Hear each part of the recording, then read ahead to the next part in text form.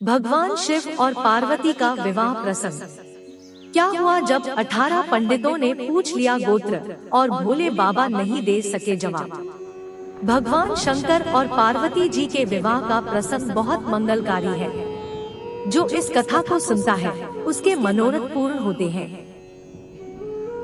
शिव पुराण में इसकी अति महत्ता बताई गई है। भगवान शंकर बारात के साथ हिमाचल के यहाँ जाते हैं। हिमाचल उनकी आभगत करते हैं। बारात तो विलक्षण थी। ऐसी बारात न किसी ने देखी और न देखेंगे। मदमस्त शिव के गण, कोई मुखी, कोई विपुल मुख, भस्म लगाए हुए शंकर जी दूल्हा थे, लेकिन सांसारिक नहीं। वह अविनाशी और प्रलयंकर के रूप में थे। सब कहने लगे, दूल्हा भी कभी ऐसा होता है क्या? गले में सरपहार, शरीर पर भस्म लपेटे हुए।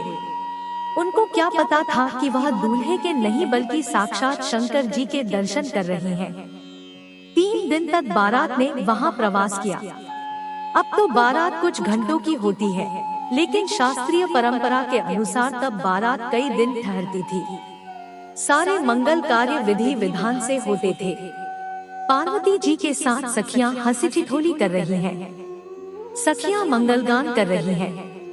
सब लोग शंकर जी की जय जयकार कर रहे हैं। फिर आया फेरों का वक्त। शंकर जी और गौरी फेरों के लिए बैठे। पंडितों ने शंकर जी से कहा कि अब आप संकल्प कीजिए।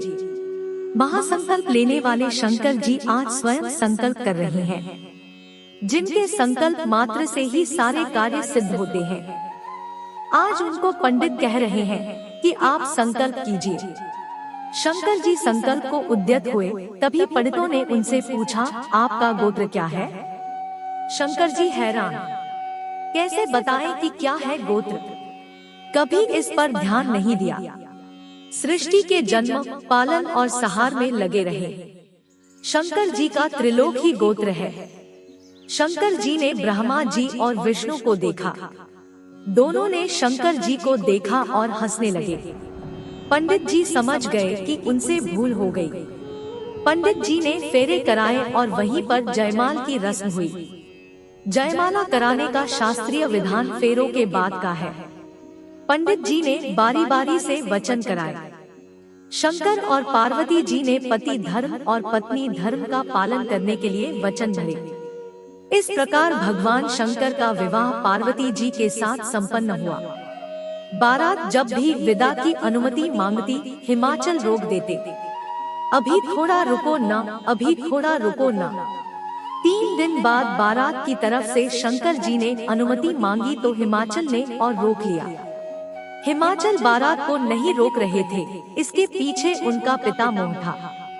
वह अपनी लाडली पार्वती को विदा करने का साहस नहीं कर पा रहे थे। करते भी कैसे? पिता का मोह होता ही ऐसा है। बाबुल के घर से विदाई के वक्त बहुत भावुक होते हैं। मेना ने पार्वती जी को समझाया पत्नी धर्म। अंततः वह विदाई की बेला आई। पार्वती जी बारी बारी से पिता और परिजनों से गले मिली। सबकी आंखें नम थी। हिमाचल का तो रो रो कर बुरा हाल था। माँ मेना भी अपने को संभाल नहीं पा रही थी।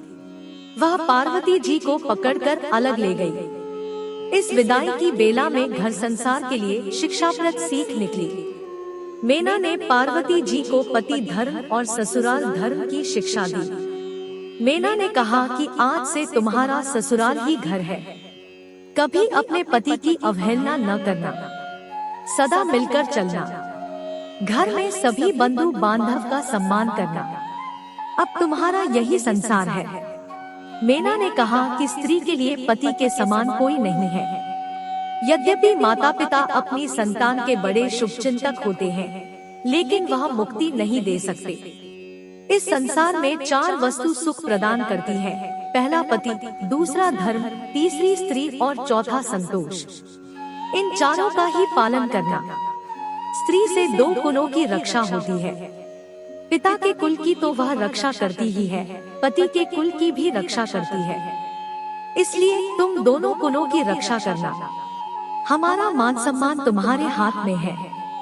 इस तरह हिमाचल और मीना ने पार्वती जी को विदा किया। शंकर जी की सीख विवाह आनंदोत्सव है, इसलिए वह सारी रस्में शंकर जी के विवाह में हुई जो आज होती है। विवाह के वक्त बुरा नहीं मानना चाहिए, हंसी ठिठोली को उसी रूप में लेना चाहिए। शंकर जी के विवाह में भी यही हुआ। संसार का दूल्हा खूब श्रृंगार करता है, लेकिन जगत का दूल्हा शंकर भस्म लगाए जाता है। यही शाश्वत है, सत्य है। घर और परिवार की जिम्मेदारी स्त्री की होती है, इसलिए मीना उनको समझाती है कि घर कैसे चलाना है। यदि माँ अपनी कन्या को शिक्षा दे तो इससे दोनों कुलों के मान सम्मान की रक्षा होती है। पार्वती जी को मीना माँ ने यही सीख दी।